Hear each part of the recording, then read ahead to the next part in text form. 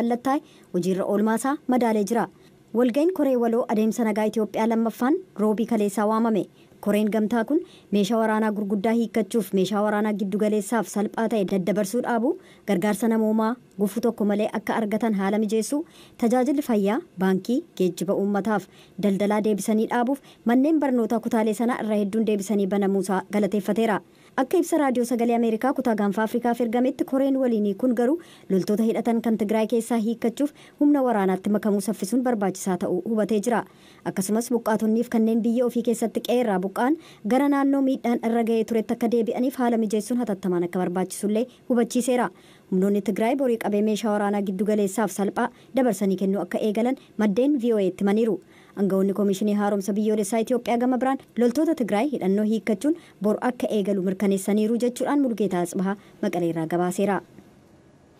bara 1963 guyyaa kana hooggantoonni Afrikaa 32 Itoophiyaa keessatti Finfinneetti walitti dhufuudhaan dhaabbata tokkummaa Afrikaa hundeessan. Har'a OAU fi dhaabbanni isa bakka bu'e gamtaan Afrikaa waggaa 60ffaa hundeeffama isaanii Finfinnee keessatti kabajaa jiru. Oduu kunis bal'inaa jira. Bara 1963 guyyaa har'aa ture hoogganoonni biyyoota Afrikaa walaba ta'an 32 hoogganoota sochii bilisummaa Afrikaa waliin ta'uun Finfinnee keessatti wal ga'anii dhaabbata ardii Afrikaa walabummaa boodaa isa jalqabaa dhaabbata tokkummaa Afrikaa yookaan OAU hundeessan. Dhaabbanni ardittii kun kamisa har'aa hundeeffama isaa waggaa 60ffaa dhaabbata tokkummaa Afrikaaf kan isa bakka bu'e gamtaa Afrikaa waajjira haadhoo Finfinnee jirutti kabajee jira. Kabajni waggaa 60ffaa kun ga'eef gumaacha bu'uursitoonni jaarmiyaa ardii kanaaf lammiileen Afrikaa biroo hedduun kan ardittii biyyooti alaa keessa jiran kanneen bilisummaa siyaasa ardittii akkasumas qixxummaa bilisa bahuu hawaasummaaf dinagdee Afrikaaf gumaachaniif beekannaa kennuuf carraadha jechuudhaan gamtaan Afrikaa ibsa baaseen beeksiseera jechuudhaan Kennedy Abaate gabaaseera. Haleellaa boombii kamisa irraa magaalaa Baahir Daar keessatti deeggartoota garee kubbaa miilaa magaalaa Baahir Daar irratti raawwateen namoonni 23 madaa'uun isaanii beekameera. Kantiibaan magaalaa Baahir Daar Hidiras Saaluu akka jedhanitti boombiin harkaa kun kan deeggartoota kubbaa miilaa magaalichaa irratti darbatame gareen isaanii tapha garee Giyoorgisii wajjiniin taasifamuu fi deeggarsa kennuudhaaf yommuu gara magaalaa bulchiinsa kibba Itoophiyaa hawaasaatti imaluudhaaf awutoobisii yaabbachaa jiran ture. Haleellaa kanaan walqabatee qaamni itti gaafatamummaa fudhate amma ammaatti akka hin jirre gabaasni Asteer Misgaanaaw Baahir Daar irraa VOA'dhaaf ergite ibsee jira. Yommuu gara oduu biraatti darbinu immoo namoonni mootummaa humnaan fonqolchuudhaaf hojjechaa turan jedhamanii himannaan irratti dhiyaate dhaddachatti akka dhiyaatan manni murtii olaanaan federaalaa abbaa alangaatii fi ajaja dabarsee jira. Oduu kanas tujube. Manni murtii Finfinnee kaleessa abbaan alangaa barsiisota abbootii qabeenyaa miidiyaa fi aktivistoota jalqaba baatii eeblaarraa eegalee mana hidhaa turan 47 keessaa hojii shororkeessummaa keessatti hirmaachuu himannaa jedhuun shakkaman keessaa 6 irratti guyyoota 15 keessatti himannaa sirnaa akka banu ajajeera. Poolisiin ibsa kanaan dura kenneen shakkamtoonni kun haleellaa aangawoota olaanoo naannoo Amaaraa irratti raawwachuu naannoo Amaaraa to'achuuf mootummaa federaalaa humnaan fonqolchuuf hojjechaa akka turan ibseera. Tokkummaan mootummoota gamtoomanii biyyoottan Afrikaa hanqina nyaataatii fi hongeedhaan miidhaman sadiif kan oolu deeggarsi maallaqaa inni gaafate inni argate balaa dhufaa jiru kan walgitu akka hin taane beeksisee jira. Oduun kunis bal'inaan itti aanee isinii dhiyaata. Tokkummaan mootummoota roobii kaleessaa waadaa doolaara biliyoona 2.4 guutummaa Itoophiyaa, Keeniyaa fi Somaaliyaa keessatti namoota gara miliyoona 32 ta'aniif deeggarsa maallaqaaf waadaa seename argateera. Garuu arjoomni kun ka tokkummaan mootummoota balaa mudachuu danda'u furuuf barbaadurraa gadi ta'ee jira. Tokkummaan mootummoota biyyoota sadan kanaaf doolaara biliyoona 7 ol iyyate garuu gumii waadaa roobii darbe geggeeffame dura Somaaliyaadhaaf 100 harka 25, Itoophiyaadhaaf 100 harka 22 fi Keeniyaaf immoo 100 harka 21 qofa deeggarsa maallaqaa argate. Tokkummaan mootummoota gaanfi Afrikaa wiirtuu bakka balaan qilleensa hamaa addunyaa itti mudate keessaa tokko ta'uu ibsee jira. Jaarmiyaan fayyaa addunyaa fi jaarmiyaan gargaarsa daa'immanii UNICEF akka jedhanitti bara darbe Somaaliyaa keessatti hongee mudateen namoonni gara 40,000 du'aniiru. Walakkaan isaanii daa'imman umuriin isaanii waggaa 5 gad ta'uu muumichi barreessaan tokkummaa mootummoota Antooniyoo Guutaresh beeksisaniiru.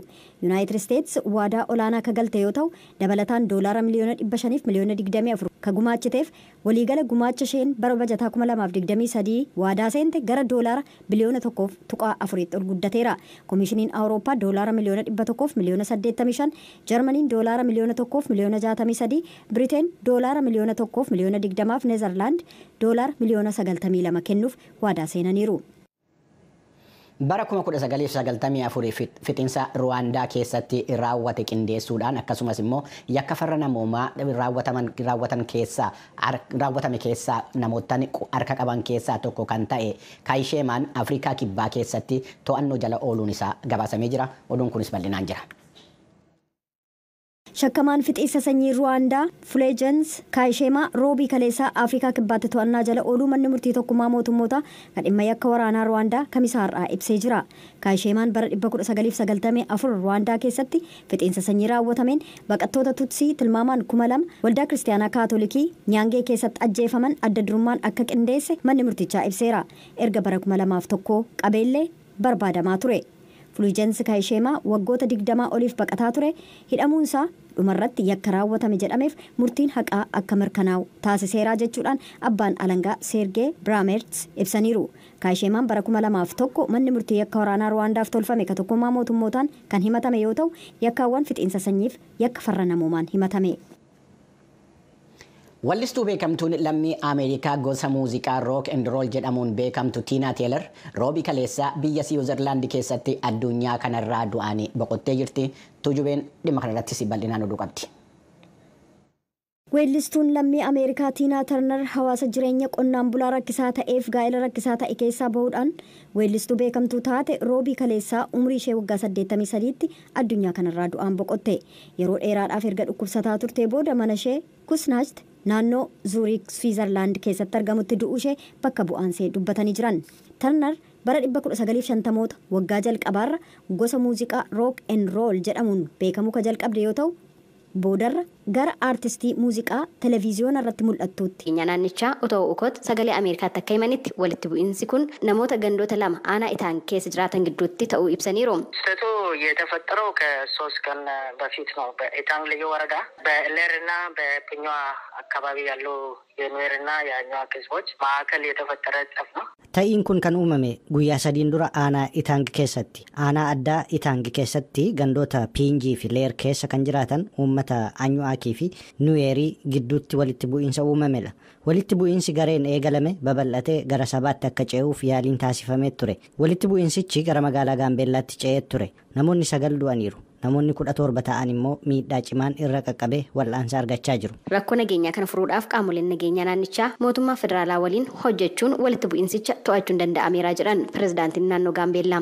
Itti aanaan itti gaafatamaa biiroo nageenyaa naannichaa Otoo Ukot akka ibsanitti aanaa addaa Itaang bakka rakkoon kun itti mudatetti lammiilee buqqaaniif deeggarsi hatattamaa godhamaafii jiru cimee itti fufeeraa jiran. ሌላ በግጭቱ ምክንያት የተወሰነ ቦታ ላይ ተፈናቀሉ ሁኔታዎች አሉ። Sababa walitti bu'iinsa kanaan gandoota 4 aanaa addaa Itaang keessa namoonni jiraatan buqqa'aniiru. Isaan kanaaf deeggarsi hatattamaa akka godhamuuf hojjetamaa jira. Akkasumas nagaa tasgabbeessuuf hojjetamaa jira. Raayyaan ittisa biyyaa, poolisiin federaalaa fi humnoonni nageenyaa mootummaa Gaambeellaa wal ta'uun bakkeewwan rakkoon kun itti uumametti socho'uun tasgabbeessuun danda'ameera. Walitti bu'iinsi kun akka hin babal'anneef. Obbo Otoo itti dabaluun mootummaan naannichaa namoota walitti bu'iinsa kana keessatti hirmaatan to'annoo jala oolchuudhaaf hojjechaa jira jedhan. በቀጥታ ሆነው በተዘዋዋሪ ግጭቱን ለማባባስ የተሳተፉ የደገፉትን እነሳሱትን አካላት Kallattiinis ta'e alkallattiin nageenya booressuuf kan carraaqan, kan deeggaran, kan keessatti qooda fudhatan qulqulleessuun hojjetamaa jira. Ammaaf qaamoleen nageenyaa kan mootummaa naannoo Gaambeellaa muraasni rakkoon naamusaa irratti mul'ate to'atamaniiru. Sababni isaas bakka ramaddii isaanii dhiisanii gara biraatti socho'uun qaawwa uumaniiru. Walitti bu'iinsichi akka babal'atuuf daandii saaqaniiru. Mootummaan naannoo Gaambeellaa mootummaa federaalaa waliin qindoominaan waldhabdee kana hammeessuudhaaf shira xaxamaa ture fashaleessuun danda'ameera jedhan qondaalli kun. Gabaasa sagalee Ameerikaatiif Tsahaay Daamxoo Finfinneerra.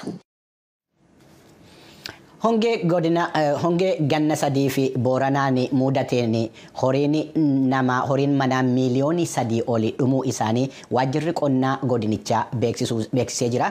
Dr. Qaasim Guyyoo qindeessaan waajjira misooma beelladaa Booranaa hongee kanaan horiin dhibbeenta 46 ta'anii dhumuu isaanii himaniiru. Galmoo Daawit gabaasa dabalataa qaba. Ittaanis ni dhiyaata. Addee Lamaa Jaldeessaa jiraattuu naannoo Dubluk ganda baadiyyaa laaftoo ijoollee 5 qabdi. Warra hongeen harka qullaatti hambise keessaayyuu. Dhiirsi kiyyaallee nadheen 3 qaba. Numani 3 atoo dabaree biyya taate loon 50 durii moonaan bobbaamne. Loon 50 sun amma waatiin tokko nutti nam guutuun qabne. Numan 3 nuuma saanuu 3 mana arteennatiin 4. Ilmaan teen gara 8 anu tiyyaa 5 tama saanuu tiyyaa 5 nama ganga kana adonni wata'e lubbuun fulan hin qabdu. Dandeenye haaloon qabne wanni waa waaqan nu gale. Ab garbicha Liibanilleen as ganda baadiyyaa laaftoo keessa jiraata. An lo birri qabullee buuyyoo furuska waan kanaan bita baankii baafadheen fite loon kaalleen naan baane narra dhumatani am loon 182 qaba. Lammaleen jiran. Ree 200 ree 5 jira. Hoolaa 150 hoolaa 7 jira. An akka mata kiyyaatti akkasin namiidhe akka mata kiyyaa qofaaniti akkuma uummataallee tuumata laftanaatti ka tokkollee hin qabnetti erguudha. Abbaan warraa ka gandilaaftoo gara 600 jechuun abbaan warraa ka ganda kana gara 600 namni 600 suni namni loon tokkoof 2 qabu namni 20 hin qabu. Godinni Booranaa godina horsiisee bulaa keessumaa horii gaanfaan beekamuudha. Garuu hongeen ganna 3 darban loonii fi horii kan baay'ee ejjisuurraa kan ka'e daandii gubbaa darbees baadiyyaa horsiisee bulaa keessallee yoo deemtan kan mul'atan horii duraan qe'ee guutanii jiran otoo hin taane muraasa isaanii hongee dandamatanii kan lubbuun hafanidha. Dr. Qaasim Guyyoo waajjira qonnaa kan godina Booranaatti qindeessaa waajjira misooma beelladaati. Rooba 5 hin argamiin dhabameen margi dhabamee bishaan dhabamee du'uu danda'e horii garmilee 3.3 godin kan akka du'uu danda'e. Horiin gara persentii 46 godin kana du'eetiin jira daataa gammaa qabnuun. So kuyyoo laalla dhibbaan isaa baay'ee hammaataadha. Godin Booranaatti horii jechuun waan nyaatanii dhugan qofaa miti. Aadaan godin kana gadaan beekamu horii walitti rarraa aadaan hedduun horiidhaan raawwata.